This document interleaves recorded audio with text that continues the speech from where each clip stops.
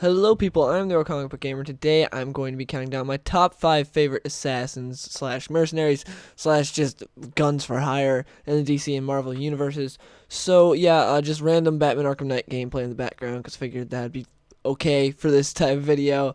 It's just I didn't have time to set up my camera and all of that. So anyways, let's get into it. Starting off with number 5, which is Deadshot. Now, Deadshot is a really cool character, very interesting. He's been a staple of Suicide Squad ever since the very beginning. Whenever they think of Suicide Squad, they think of him and Harley Quinn, even though she wasn't there in the beginning. But anyways, he was and he's been a staple character. He's very interesting. I loved him in the Villains United storyline, where it was the Suicide Squad basically versus this other team of superheroes that was like far superior to them, and they were just the underdogs. And it was really cool seeing all that and seeing Floyd Lawton's character the way he is. He doesn't really get along with others, and again, he is like the best shot. And they did do kind of a stupid explanation for the fact that like why he hasn't killed Batman, and it's the fact that he like has this weakness to where he just won't shoot Batman. And it was just I haven't read it in a while, but they gave this explanation for why, and it was really stupid, but at least they gave some explanation as to why he hasn't killed Batman yet, because they faced off so many times, and he's a guy who supposedly never misses, but he does sometimes. Anyways, overall, really cool character. I love the design of Deadshot. He looks awesome, and to me that's one of the biggest parts of a bounty hunter, because Boba Fett is kind of the poster boy for all bounty hunters, and if there's one thing Boba Fett was, it was cool looking. He looked awesome, and I feel like Deadshot definitely holds up to that standard. He looks really, really cool. Number 4 is the main man himself, Lobo. Lobo is a hilarious character. He's great. He's one of those characters that whenever he shows up, he guest stars in another book, it's like, yeah, he's on the cover. I have to read that book. Now, he's gone through some changes in the New 52. They changed him completely, which I was not a big fan of. I do like the character and the stories they've been doing with this new Lobo. It's great, but this should have just been a completely new character. There's no point in changing him. It's stupid. Just create a new character. Give us the old Lobo. Anyways, old Lobo, loved him. He's got a classic look, that space biker look. I love his lingo as well. Like, the words he uses is so great. I love Lobo. Just, he's so much fun, and every time he appears, it's just like, yes, the main man is here. And I really loved his interaction with Superman in the 90s. Those were some great comics, some of Superman's best. And just, yeah, again, Lobo's interactions with the other characters are just so great to watch. Even in the animated series, which Justice League, as you guys know, I've stated this before, the portrayal of Superman in the animated Justice League series wasn't very great, or in Superman the animated series.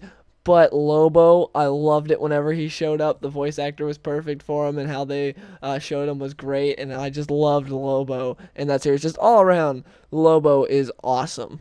Number 3 is the Merc with a Mouth himself, Deadpool. Now, most of you guys know a good bit about Deadpool because of the movie that came out, and that movie is fantastic, and it encompasses pretty much all that is Deadpool. And so I don't really need to tell you why he's on this list. You guys know why. He's an awesome character. He's hilarious. At first, he started out, much like how Lobo started out as a copy of Wolverine, he started out as a copy of Deathstroke, and then grew into his own character to where he got a fan base. People loved him. People were like, hey, he steals the scene every time he shows up, because he's so hilarious, especially because the X-Men world was so gritty, and then this guy just shows up and is hilarious, cracking jokes, but he's so gory, and it's like, what is this guy? He's sort of like a Looney Tune, but he was great. We got some great stories with him, and just, he's hilarious, he's smart, he's so much just fun to see in a book, to just do something. I loved Wolverine Origins Volume 5 when he shows up. That is probably my favorite Deadpool storyline, with him and Wolverine. The interaction there, it's something I won't really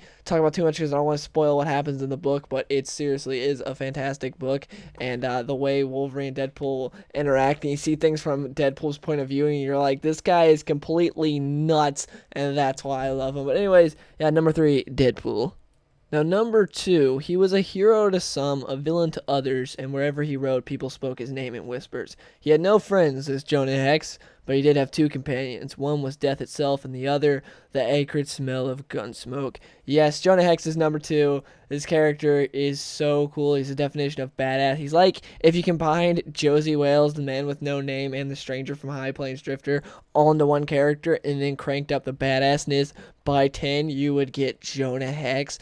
Yes, this character is amazing. I love him so much. I've talked about him a lot before. He's so cool. He's got some of my favorite storylines with Six Gun War, No Way Back, and then a lot of great just one-shots that are awesome. I don't know how Justin Gray and Jimmy Palmier did it. They would go and they would just, all in these one-shots, just one issue, they would take so many elements of a story and fit it in, and it wouldn't feel packed. It wouldn't feel like it was way too much. It felt like you had just enough of everything in one issue. I don't know how they did it, but they did, and it was amazing. And Jonah Hex, so cool. And on alternate universe, he even goes and hunts down Superman, and Batman takes them down. And in canon, he took down Batman during the whole Final Crisis thing. After Final Crisis, when Batman got sent back in time, he fights Jonah Hex, and Jonah Hex takes him down. And I think that's pretty cool. Jonah Hex also is one of my favorite origins of all time. It's a really rough origin. Basically, to sum it up extremely briefly, when he was little, his dad was very abusive, so his mom was like, hey, I'm out of here. She got married to some rich dude, and she's like, bye, Jonah, you're staying with your abusive father.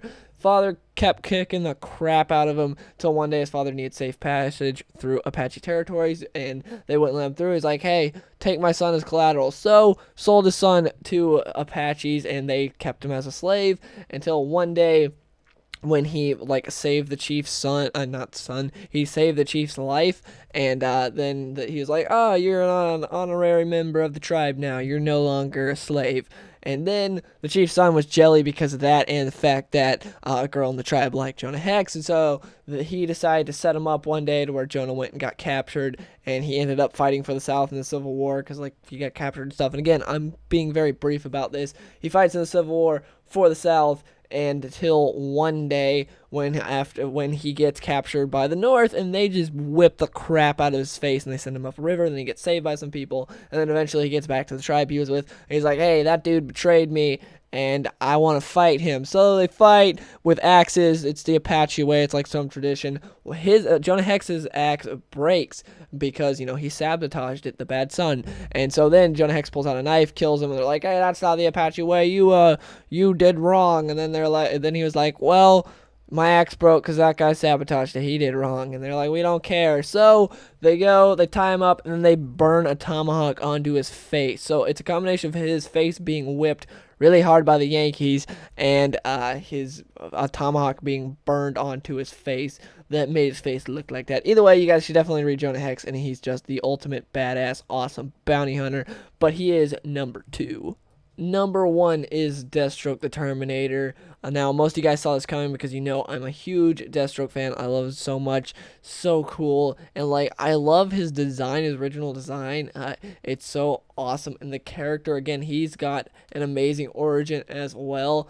All the tragedies he went through and stuff with his family, and he blames himself for every single thing that went wrong with his family. You really see a tormented man, and the morals he's got, no one really knows. It's just his code, and it's how is he? And he's there's so much to his backstory, and it's just such an intricate character that has been destroyed in the past couple of years by DC. Just so many writers just destroying the character of Deathstroke. They're just hey, he looks cool, let's throw him in here and have him ultimately do nothing, but he'll be on the cover and sell more books. Again, it's the Boba Fett effect, to where, hey, looks really cool, but let's not have him do anything, but put him on the cover because they look cool and people will buy it, and that's what happens with Deathstroke a lot. But if you guys haven't read anything by Marvel from the 90s, well, not anything, some of the stuff was crap, but the majority of it was really good with Deathstroke.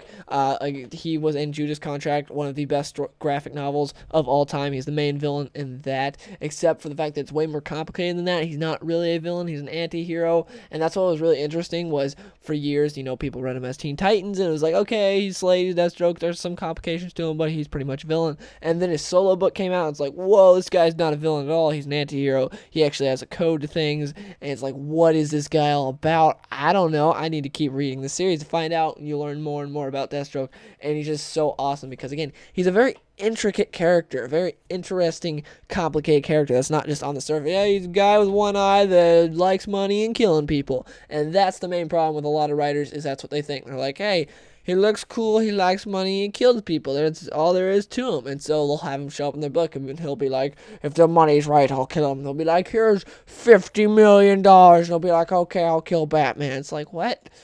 There's a little Deathstroke had like a code to things. There was a reason, a rhyme and reason for why he did everything. But in the new stuff, it's like, nah, we'll just have him do it because we want to. Anyways, Deathstroke is amazing, and he's an awesome character. You guys should definitely read a lot of stuff about him, especially because DC has been reprinting a lot of stuff from the 90s, like Nightwing, Teen Titans, and Deathstroke. So you guys should definitely check them out, because prior to that, it was almost impossible to get a cheap Deathstroke graphic novel. Like, it was seriously terrible. That's why I have all the issues. But now, if you guys want to collect Deathstroke, it's really easy, which is really nice of DC to do that. Anyways, hope you guys enjoyed the video. Please let me know in the comments below who are you guys' top 5 favorite assassins slash mercenaries slash gun for hire. I really want to know, and I hope you guys enjoyed the video, and I'll see you guys in the next one. Goodbye. I wanna go like Lana